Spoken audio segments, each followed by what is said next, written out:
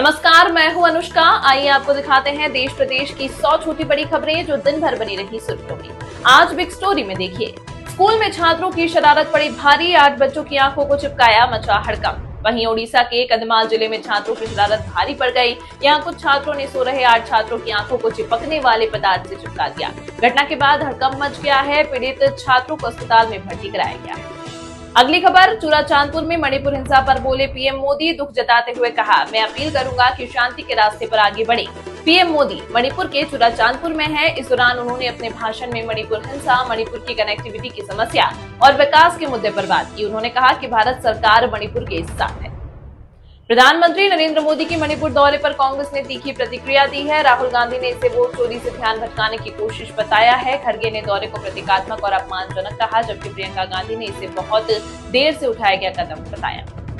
बेंगलुरु में एक दर्दनाक सड़क हादसा हुआ, जहां कोटनपेट इलाके में एक बेकाबू पिकअप वैन ने 45 वर्षीय अंजा देवी को कुचल दिया, जिससे उनकी मौत हो गई। चालक को गिरफ्तार कर लिया गया है। मेघालय के 4 बार मुख्यमंत्री रहे डोनवा डेथ विल्सन लंपांग का 93 वर्ष की उम्र में निधन हुआ। लंबे समय से बीमार लंपांग का सोमवार को राजकीय सम्मान के साथ अंतिम संस्कार होगा। महाराष्ट्र सरकार में मंत्री नितेश राणे ने एक बार फिर विवादित बयान दिया है। उन्होंने आदित्य ठाकरे की आवाज का मखौल उड़ाया है और कहा है कि आदित्य ठाकरे बुर्के में छिपकर भारत पाकिस्तान का मैच देखेंगे। इंडिया वर्सेस पाकिस्तान की टीम ने एशिया कप 2025 में ओमान के खिलाफ मुकाबले को एक तरफा 93 रनों से अपने नाम तो किया, लेकिन इस मैच में उनकी टीम के बल्लेबाजों का प्रदर्शन भारत के खिलाफ होने वाले मैच से पहले एक बड़ी टेंशन जरूर बन गया है। अगली खबर ग्रेटर नोएडा से, जहां मां बेटे ने बिल्डिंग के 13वें फ्लोर से लगाई छलांग, हुई मौत। सुसाइड नोट भी बरामद। ग्रेटर नोएडा में मां बेटे ने एक बिल्डिंग के 13वें फ्लोर से छलांग लगा दी। नीचे गिरते ही दोनों की मौत हो गई। पुलिस ने सुसाइड नोट भी बरामद किया। बसपा प्रमुख मायावती ने साधु संतों को बाबा साहेब भीमराव अम्बेडकर पर टिप्पणी न करने की सलाह दी, क्योंकि उन्हें उनके योगदान की सही जानकारी नहीं है। मायावती ने इसे लेकर पोस्ट भी शेयर की। वहीं यूपी के वाराणसी में उस वक्त हड़कंप मच गया जब बीएचयू की पीएचडी छात्रा फिलिप फ्रांसिस्का का अपने किराए के कमरे से शव बरामद हुआ। वह 27 साल की थी और मूल रूप से रोमानिया की नागरिक थी। वह छात्र वीजा पर इंडिया आई थी।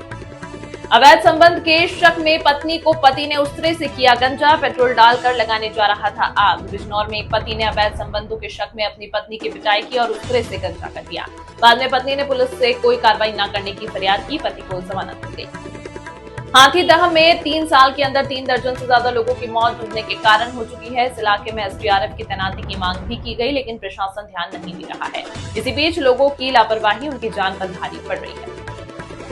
सीएम मोहन यादव के हॉट एयर बैलून में लगी आग, सामने आया घटना का एक्सक्लूसिव वीडियो। मध्य प्रदेश के मंदसौर जिले में सीएम मोहन यादव के साथ बड़ा हादसा होते होते रह गया। यहां सीएम मोहन यादव के हॉट एयर बैलून में आग लग गई, हालांकि उन्हें सुरक्षित रेस्क्यू कर लिया गया। बीजेपी कार्यशाला से नाराज होकर निकले प्रदेश प्रभारी राधा मोहन दास, कहा जो पार्टी का काम नहीं करना चाहता उसकी जगह नहीं।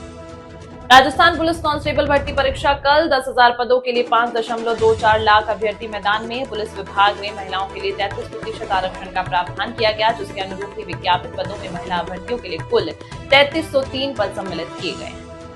ताज पैलेस होटल को बम से उड़ाने की धमकी, कल दिल्ली हाईकोर्ट के लिए आया था मेल। ताज पैलेस होटल को शनिवार को बम धमकी वाला ईमेल मिला, लेकिन पुलिस ने तलाशी के बाद इसे झूठी धमकी बताया। इससे पहले दिल्ली हाईकोर्ट को भी विस्फोट की धमकी मिली। नेपाल के पूर्व पीएम केपी ओली के खिलाफ एफआईआर दर्ज। नागपुर के महाराष्ट्र एटीएस ने पाकिस्तान से संपर्क रखने वाले 2 लोगों को हिरासत में लिया। सीएम मोहन यादव जैसे ही हॉट बैलून में सवार हुए, एकदम से हवा की रफ्तार तेज हो गई। देखते ही देखते निचले हिस्से में आग भी लग गई, जिसके बाद मौके पर हड़कंप मच गया। सीएम मोहन यादव मंदसौर के हिंगलाज रिसोर्ट में नाइट हॉल्ट के बाद सुबह हॉट बैलून में सवार हुए थे। हवा की रफ्तार 20 किलोमीटर प्रति घंटा होने से बैलून नहीं उड़ सका, जिसके बाद बैलून में आग लग गई, जिसे वहां मौजूद कर्मचारियों ने बुझाया। दूसरी ओर सीएम डॉक्टर यादव जिस ट्रॉली में सवार थे, उसे सिक्योरिटी गार्ड्स ने संभाले रखा। सुरक्षा कर्मियों की सूझबूझ से यहां बड़ा हादसा टल गया। हालांकि कलेक्टर अदिति गर्ग का कहना है कि एयर बैलून के संबंध में गलत जानकारी फैलाई गई है। सीएम की सुरक्षा में कोई चूक नहीं हुई। मुख्यमंत्री केवल एयर बैलून को देखने के लिए गए थे। राजधानी दिल्ली में अपराध रुकने का नाम नहीं ले रहे हैं। आए दिन लूट, हत्या जैसी संगीन घटनाएं हो रही हैं। ताजा मामला दिल्ली के करावल नगर थाना क्षेत्र से सामने आया, जहां शुक्रवार रात कमल विहार स्थित नानक डेयरी के पास 30 वर्षीय युवक रोहित यादव को गोलियों से भून दिया गया। हत्या के बाद से इलाके में सनसनी फैल गई।